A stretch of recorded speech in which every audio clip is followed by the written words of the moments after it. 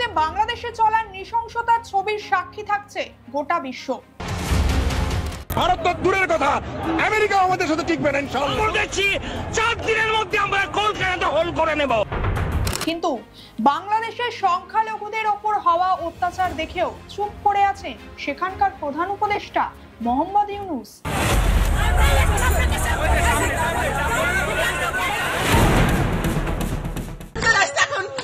মুসলমান মানুষ আর এখানে করে আমরা হিন্দু মানুষ এখানে খাইলে দুটা বন্ধে থাকি, আমাদের পৃথিবীতে কেউ নাই। এই যে দখল করে নিচ্ছে দোকান দোকান লং পাইলে আমার কর্মসংস্থা ছিল দোকান, আমাদের দোকান ভেঙে দিচ্ছে, গাড়ি গালি কাটা বাড়ি ঘর সব দখল করে দিচ্ছে। চিন্ময় কৃষ্ণ দাস, যিনি পূর্বে ইসকনের নেতা এবং মুখপাত্র হিসেবে দায়িত্ব পালন করেছেন, সম্প্রতি তাকে রাষ্ট্রদ্রোহের অভিযোগে গ্রেফতার করা হয়েছে। চিন্ময় কৃষ্ণ দাসকে গ্রেফতার করার কারণ হিসেবে জানা গেছে তিনি বাংলাদেশের জাতীয় পতাকার অসম্মান করেছিলেন, যদিও এর যথাযথ সত্যতা যাচাই করা হয়নি। যদিও বা কারোর অধিকার নেই কোনো দেশের জাতীয় পতাকার অসম্মান করা, তবে কি প্রতিবেশী দেশের বা অন্য কোনো দেশের পতাকাকে অসম্মান করার মতো অধিকার রয়েছে বাংলাদেশের মানুষের কাছে? যুদ্ধ করার দুঃসাহস দেখায় তাহলে ভারতের কালো হাতকে ভেঙে দেব।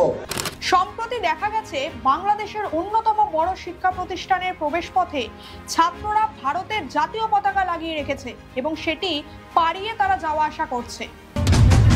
বাংলাদেশের ছাত্রদের দ্বারা এত বড় উচ্ছৃঙ্খলা, একটা দেশের জাতীয় পতাকার অসম্মান, এরপরেও ইউনূস সরকার চুপ কেন?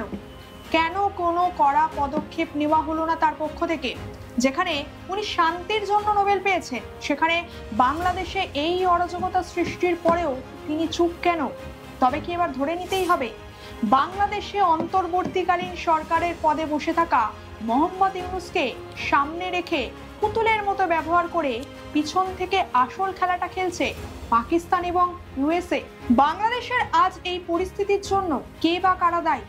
কিভাবে এবং কেন বাংলাদেশের ক্ষমতায় থাকা ইউনূসকে মার্কিন যুক্তরাষ্ট্র নিজের উদ্দেশ্য সাধনের জন্য পুতুল হিসেবে ব্যবহার করছে? এর পরিণতি বা কি হতে চলেছে তা বিস্তারিতভাবে তুলে ধরবো এই ভিডিওতে।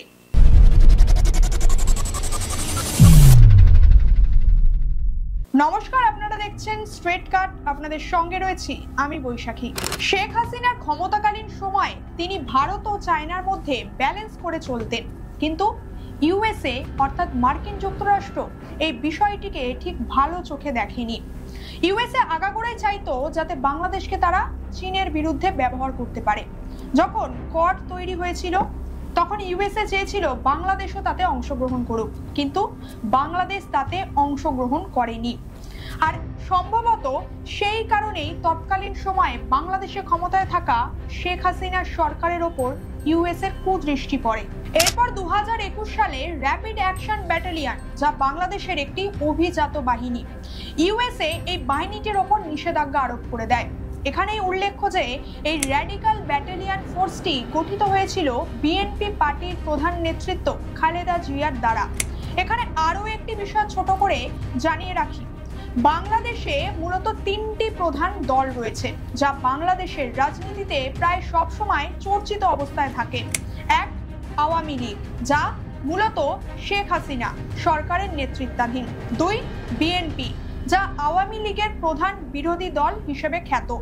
3, মৌলবাদী দল জামাতে ইসলামী।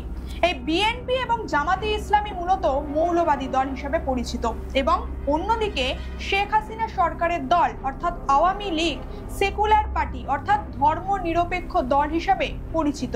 2023-এর 21শে জুন তৎকালীন প্রধানমন্ত্রী শেখ হাসিনা প্রকাশ্যে জানিয়েছিলেন ইউএসএ অর্থাৎ মার্কিন যুক্তরাষ্ট্র বাংলাদেশের কাছ থেকে একটি দ্বীপ নিতে চায় এবং সেখানে একটি নৌঘাঁটি তৈরি করতে চায়, কিন্তু হাসিনা তা ইউএসএর হাতে তুলে দিতে কিংবা বিক্রি করতে রাজি ছিলেন না।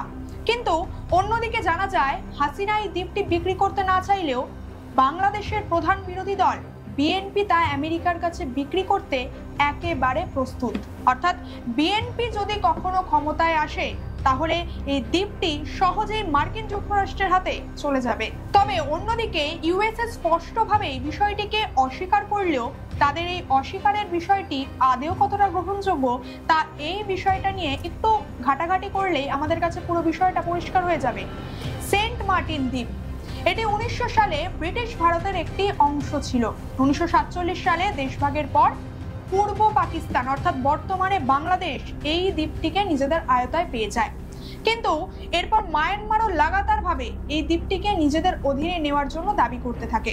অবশেষে 1971 সালে মায়ানমার এবং বাংলাদেশের মধ্যে একটি চুক্তি স্বাক্ষরিত হয়, যাতে বলা হয় এই দ্বীপটি বাংলাদেশেরই, তাই এটি তাদের অধীনেই থাকবে।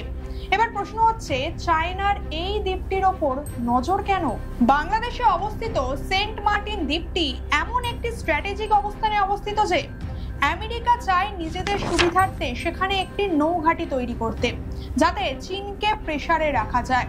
আর অন্যদিকে চীন চায় এই দ্বীপের ওপর তাদের অ্যাক্সেস সর্বদা জারি রাখতে, যাতে এই দ্বীপটিকে বেষ্টিত করে যে সমুদ্র এলাকা অবস্থিত তা সহজেই নিজেদের নিয়ন্ত্রণে রাখতে পারে তারা।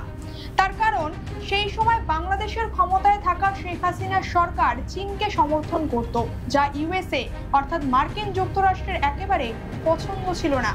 ইউএসএ অর্থাৎ মার্কিন যুক্তরাষ্ট্র সর্বদা চাইতো বাংলাদেশে এমন এক সরকার ক্ষমতায় আসুক যারা ইউএস এর হাতে এই সেন্ট মার্টিন দ্বীপটি তুলে দেবে, এবং তারা তাদের প্ল্যান অনুযায়ী সেখানে নৌঘাঁটি তৈরি করে পুরো বিষয়টাকে নিজেদের কবজায় আনতে পারে। সেই সাথে যাতে ভারত ও মায়ানমারের বেশ কিছু ছোট ছোট রাজ্য নিয়ে নিজেদের সুবিধার্থে সেখানে একটি খ্রিস্টান কান্ট্রি গড়ে তুলতে পারে মার্কিন যুক্তরাষ্ট্র তথা ইউএসএ। এরপর আসে কাহানি মে টুইস্ট। বাংলাদেশে আরো এক মহারথীর নাম উঠে আসে, নাম মোহাম্মদ ইউনুস, যিনি একজন নোবেল বিজয়ী, যাকে নাকি আবার আমেরিকা বেশ পছন্দ করে। বহু পুরনো সম্পর্ক আমেরিকার সঙ্গে তার। 6 আগস্ট সকাল 8টায় দ্য প্রিন্ট নামক একটি সংবাদপত্রে গরমাগরম খবর ছাপা হয়, যেটি প্রকাশ করেছিলেন ইনফোসিসের ফাউন্ডার, যেখানে লেখা ছিল সারা বিশ্বকে এবার ইউনুসের দিকে তাকানো দরকার, যা খুব ভালো ফল দেবে। আর্টিকেলটি পড়ে জানা যায় সেই সময় বাংলাদেশের যে ছাত্র আন্দোলন চলছিল সেই ছাত্র আন্দোলনের প্রধান নেতৃত্বরাই অনুরোধ জানিয়েছিলেন মোহাম্মদ ইউনুসকে যাতে বাংলাদেশে গঠন করা অন্তর্বর্তীকালীন সরকারের পরামর্শদাতা হিসেবে ইউনুস দায়িত্ব নেন। Student leaders who had spearheaded the quota reform movement are pretty adamant that they want the Nobel Peace Laureate Mohammad Yunus to be the chief advisor for an interim government that will be put in place. আর উল্টো দিক থেকে ইউনুসও এই অনুরোধ মেনে নেয়, আর সমাজ মাধ্যমে তিনি একটি বিবৃতি দিয়ে লেখেন তিনি অন্তর্বর্তীকালীন সরকারের প্রধান নেতৃত্ব হতেও রাজি। উল্লেখ্য, এই মোহাম্মদ ইউনুস একজন নোবেল পুরস্কার প্রাপ্ত এবং হাসিনার সরকারের সঙ্গে তার সম্পর্ক আগাগোড়াই ভালো নয়। এবার প্রশ্ন উঠছে, তাহলে মোহাম্মদ ইউনুস একজন শিক্ষিত ব্যক্তি হয়েও কেন হিন্দু মুসলিম সংঘর্ষের অশান্তির আগুনে ঘি ঢালছেন? উনি কি শুধুমাত্র নিজের আদর্শে কাজ করছেন, নাকি ওনাকে পুতুলের মতো নাচিয়ে পিছন থেকে আসল খেলাটা খেলছে ইউএসএ? এখানে ইউনুসের সঙ্গে ইউএসএ ঘনিষ্ঠতার বিষয়ে বেশ কিছু প্রমাণ উঠে এসেছে, আর যার ফলে বাংলাদেশে হাসিনার পতন এবং তার পরিবর্তে বাংলাদেশে ইউনুসের ক্ষমতায় আসার বিষয়টা মিলে একেবারে 2-2 4 হয়ে যাচ্ছে।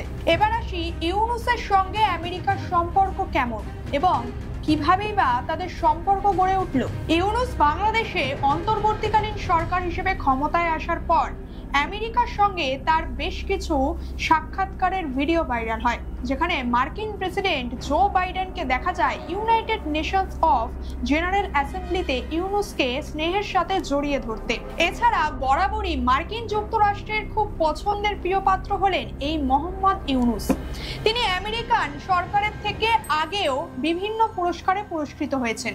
তিনি পড়াশোনার সূত্রে মার্কিন যুক্তরাষ্ট্রে বেশ কিছু বছর কাটিয়েও এসেছেন এবং জানা যায় বাংলাদেশে ক্ষুদ্র লোন গ্রামীণ ব্যাংক গঠনের জন্য আমেরিকার থেকে প্রশংসিত হয়েছেন।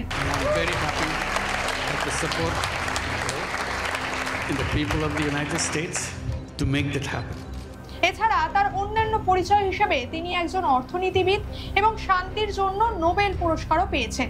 ভালো কথা। তবে এবার এখানেই আরো একটি ইন্টারেস্টিং প্রশ্ন উঠে আসছে যে তিনি যেই শান্তি রক্ষার জন্য নোবেল জয়ী হয়েছেন সেই তিনি ক্ষমতায় থাকা থাকার সত্ত্বেও বাংলাদেশের অরাজকতার ছবির কোনো পরিবর্তন হচ্ছে না কেন? কেন বাংলাদেশের ধর্ম নিয়ে বিশৃঙ্খলা সৃষ্টি আরো দিন দিন বেড়েই চলেছে? তিনি একজন ভালো মানুষ, তিনি একজন উচ্চশিক্ষিত, তিনি একজন নোবেল জয়ী, তিনি গ্রামীণ ব্যাংকের মতো অভাবনীয় ভাবনার জনক, তিনি গরিব দুঃখীদের মুখে হাসি ফুটিয়েছেন, তিনি শান্তি রক্ষার জন্য বিশেষত নোবেল পুরস্কার পেয়েছেন। তাহলে তার অধীনস্থ দেশের আজ এই হাল কেন? আসুন দেখে নিই তিনি অর্থাৎ মোহাম্মদ ইউনূস বাংলাদেশে ক্ষমতায় আসার পর বাংলাদেশের শান্তি শৃঙ্খলা নিয়ে কি কি পরিকল্পনা করেছিলেন এবং কি কি প্রতিশ্রুতি দিয়েছিলেন, আর আজ তার কতটা কি পদক্ষেপ গ্রহণ করতে পেরেছে। শুরুতে তিনি বলেছিলেন আগের সরকার অর্থাৎ শেখ হাসিনার সরকার প্রায় সব ধ্বংস করে দিয়েছে, শিক্ষা প্রতিষ্ঠান অর্থনীতি ভেঙে পড়েছে, মুদ্রাস্ফীতি উচ্চ পর্যায়ে রয়েছে, আর ব্যাংকিং ব্যবস্থা ভেঙে পড়েছে। তাই তিনি সবকিছু নতুন ভাবে সংশোধন করবেন এবং সবকিছু আলাদা পদ্ধতিতে রিস্টার্ট করবেন। Inflation is at a high level and banking system collapsed. Civil administration wasn't totally directed to establishing the authority of the government, which wanted to rule over the people. Some incidents have happened, yes, and our government is trying to make sure that it doesn't continue, so that there's no violation of law. So you follow strict laws, officials are instructed, police are instructed to do the right thing, and so on. কিন্তু বাংলাদেশের বর্তমান পরিস্থিতি দেখে তা স্পষ্ট বোঝা যায় যে তিনি ঠিক কতটা তার কথা রাখতে পেরেছেন। এবার আসি বর্তমানে বাংলাদেশে অরাজকতার পরিস্থিতিতে দাঁড়িয়ে তিনি ঠিক কি কি বলছেন। সম্প্রতি 5ই ডিসেম্বরে হওয়া এক বৈঠকে সংখ্যালঘুদের উপর অত্যাচার হওয়া নিয়ে ইউনূস এক জায়গায় বসে 4 রকমের কথা বলেছেন। বাংলাদেশের খোঁজ নিয়ে দেখেছি কোনো ঘটনা ঘটছে না, হিংসা হচ্ছে না। আবার নতুন কথা, হামলা হচ্ছে, অত্যাচারিত হচ্ছে, এবং বিদেশি গণমাধ্যমে না, এটা প্রচার মাধ্যমে বলবো, প্রচার মাধ্যমে প্রচারিত হচ্ছে যে এটা হচ্ছে। তা আমি খোঁজ নিচ্ছি যে কেন হচ্ছে, কি হচ্ছে, সব দিক থেকে হচ্ছে না, হচ্ছে না। 2, ঘটনা ঘটছে কিন্তু বাইরের শক্তি এসে ঘটাচ্ছে, আমরা ঘটাচ্ছি না। বহির্বিশ্বে আবার কেউ আছে যারা আমাদেরকে বিভিন্নভাবে উস্কানির সূত্রপাত করে। এটা আমাদের কারণে হচ্ছে না, আমি যেটা উল্লেখ করতে চাচ্ছি এটা আমাদের কারণে হচ্ছে না, হচ্ছে বাইরের একটা কারণ। 3, হ্যাঁ ঘটনা ঘটছে এবং আমরাই তার জন্য দায়ী, বাইরের শক্তি আমাদের উস্কে দিচ্ছে বলেই ঘটনাগুলো ঘটছে। হবে না, ঘটনা ঘটবে না, এরকম করার উপায় আমাদের নাই। এতে ঘটনা ঘটবে, বিচলিত হচ্ছে, বিচলিত হয়ে এমন সব কাজ করছি পরে হয়তো আমরা বুঝি যে এটা ঠিক হয়নি। 4, না ঘটনা ঘটছে না কিন্তু লোকের মধ্যে শুধু ভয় আছে, সনাতনীদের মধ্যে শুধু ভয় আছে, কিন্তু সত্যি করে কিছুই ঘটছে না। সম্প্রীতির সঙ্গে আরেকটা জিনিস আমি যোগ করতে চাই, সেটা ভয়। সম্প্রীতি আছে কিন্তু মনের মধ্যে ভয়ও আছে। এই ভয় থেকে কেমনে আমরা উত্তরণ করব? সম্প্রীতির কথা বলি, সম্প্রীতির কথার ভেতরেও কিন্তু একটা ভয় আছে, ভয় না থাকলে সম্প্রীতির কথাটা আসতো না।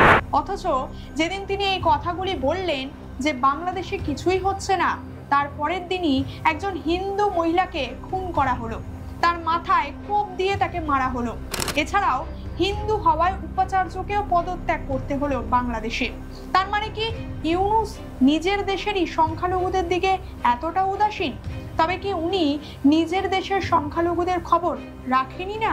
তবে মোহাম্মদ ইউনূস বাংলাদেশ সম্পর্কে আদেও চিন্তিত তো, নাকি মার্কিন যুক্তরাষ্ট্রের পুতুল হয়েই বসে আছেন আর অপেক্ষা করছেন এই দেশটি আবারও কখন পাকিস্তানে পরিণত হয় আর মার্কিন যুক্তরাষ্ট্রের প্রত্যেকটা উদ্দেশ্য সফল হয়? আজ বর্তমানে বাংলাদেশে চলা অরাজকতার পিছনের মূল কারণগুলি নিয়ে বিস্তারিতভাবে আলোচনা করলাম আপনাদের সঙ্গে। এ বিষয়ে আপনার কি মতামত? আপনার মতামত অবশ্যই কমেন্টের মাধ্যমে জানাবেন আমাদের। আর কোন কোন বিষয়ে আপনারা ভিডিও পেতে চান তা অবশ্যই কমেন্ট করে জানাতে ভুলবেন না। এই ধরনের বিভিন্ন তথ্যভিত্তিক ভিডিও দেখতে সাবস্ক্রাইব করুন স্ট্রেট কাটকে এবং পাশে থাকা বেল আইকনটি অল করে দিন। ধন্যবাদ।